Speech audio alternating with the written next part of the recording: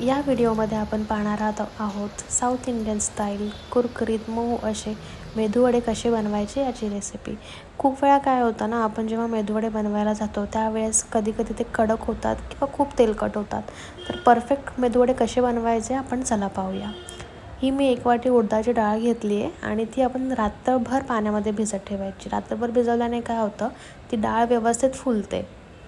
आता यामध्ये मी घेतलं आहे बारीक चिरलेली मिरची, खोबरं, कढीपत्ता आणि जिरं। हे मिश्रण जे ते आपण पिठामध्ये टाकणार आहोत। हे जे पाणी मी तुम्हाला दाखवते ना आता, तर ते डाळीचं पाणी आहे। ज्यात मी डाळ भिजत घातलेली ना, ते आपल्याला नंतर उपयोगी पडेल। आता आपण थोडंफार प्रमाणात जी आहे ती डाळ मिक्सरला बारीक करून घेऊया। डाळ अगदी थोडीच घ्यायची, त्याच्यामुळे काय होतं की पीठ जे आपलं ते व्यवस्थित फुललं पण जातं आणि मिक्स पण होतं। आता जे डाळीचं पाणी मी ठेवलेलं रात्रीची भिजत घातलेली, ते 3 चमचे मी याच्यामध्ये टाकते आहे आणि मिक्सरला फिरवून घेते। जसं की बघू शकता, एक रवाळ पीठ आपल्याला तयार करायचं, म्हणजे जास्त पाणी पण नाही घालायचं किंवा जास्त असं घट्ट पण नाही करायचं। एक मीडियम टाईपचं आपल्याला पीठ बनवायचं। तर चवीनुसार मीठ त्यामध्ये मी घातलं आहे, प्लस जे काही माझ्याकडे कढीपत्ता किंवा जिरा, मिरची हे सगळं होतं ते मी त्यामध्ये आता मिक्स केलेलं आहे। मिक्स अगदी चांगल्या प्रकारे आपल्याला करायचं आहे। त्याच्यामुळे काय होईल, जे मिश्रण आहे ना ते व्यवस्थित फुललं पण जातं मिठामुळे। त्याच्यामुळे आपण जसं घोटतो तसं ते घोटून घ्यायचं आहे पूर्ण। एक 5 मिनटासाठी तरी मिक्स करत राहायचं आहे। ठीक आहे, तोपर्यंत आपण हे तेल गरम करत ठेवलं आहे। याच्यामध्ये मी चटणीचं साहित्य तुम्हाला दाखवते आहे। खोबरं, शेंगदाणे आणि मिरच्या, 2-3 मिरच्या घ्यायच्या, त्याच्यामुळे तिखटही नाही होणार। आणि थोडंफार हिरवा कलर यावा म्हणून कोथिंबीर मी घेते आहे। हे सगळं मिश्रण आता आपण जे आहे ना ते मिक्सरला लावून बारीक करून घेऊया। त्याची एक पेस्ट बनवून घेऊया, जेणेकरून आपली चटणी तयार होईल। तुम्ही बघू शकता की मी एक बारीक पेस्ट बनवली आहे। अगदी थोडंफार पाणी घालायचं, जसं तुम्हाला हवं तसं तुम्ही करू शकता। म्हणजे तुम्हाला केवढी कन्सिस्टन्सी हवी आहे ना, तेवढी तुम्ही चटणीच ॲड करू शकता।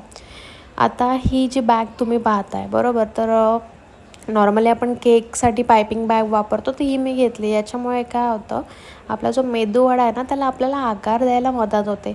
खूप वेळेस काय होतं, जेव्हा आपण हातावर मेदूवडे बनवायला घेतो ते हाताला चिटकतात किंवा मग आपण चमच्याचा वापर करतो ते चमच्यालाही चिटकले जातात। या पायपिंग बॅगच्या मदतीने त्याचा आकार आपल्याला व्यवस्थित करता येतो।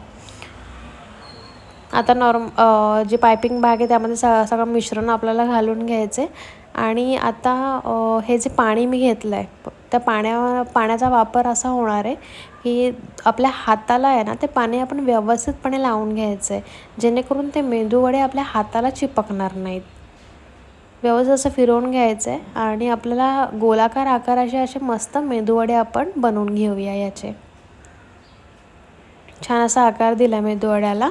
आता तेल गरम झाले की नाही ते आपल्याला चेक करायचं आहे। मी थोडंसं पीठ टाकून बघते, बघू शकता तुम्ही तेल आपलं चांगल्या प्रकारे गरम झालेलं आहे। आता जी गॅस आहे ती मोठ्या आचेवरच ठेवायची। एक मेदूवडा जो आहे ना तो बनवून आपण या तेलामध्ये सोडायचा आहे। गॅसची फ्लेम लो नाही करायची आहे। जोपर्यंत आपले जे सगळे मेदूवडे जोपर्यंत आपण पूर्णपणे टाकत नाही तेलात, तोपर्यंत गॅसची फ्लेम जी आहे ती हायच ठेवायची आहे। आता तुम्ही बघू शकताय मी एक करून सगळे मेदूवडे तेलात सोडते आहे। आता तेलाची जे आपण गॅस जी आहे ती हाय फ्लेमवर ठेवल्यामुळे ते आपोआप वर आलेत। नॉर्मली काय होतं, जे कधी कधी आपण करायला जातो पण ते खाली तेलाला चिपकले जातात, मग आपलं पीठ घट्ट होतं, त्याच्यामुळे हा प्रॉब्लेम येतो। पण आता जी तुम्हाला मी कन्सिस्टन्सी सांगितली जर त्याप्रमाणे तुम्ही केलं तर तुमचा जो मेदूवडा आहे तो छान असा फुलला जाईल।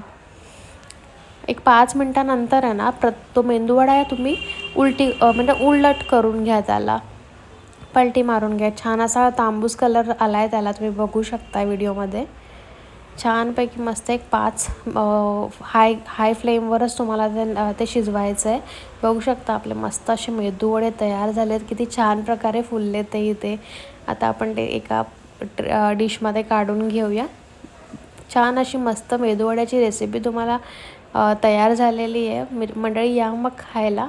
रेसिपी तुम्हाला आवडली असेल तर व्हिडिओला नक्की एक लाईक करा, तुमच्या मित्रमंडळींना शेअर करा आणि आपल्या जे चॅनल आहे त्याला सबस्क्राईब करायला विसरू नका। थँक्यू।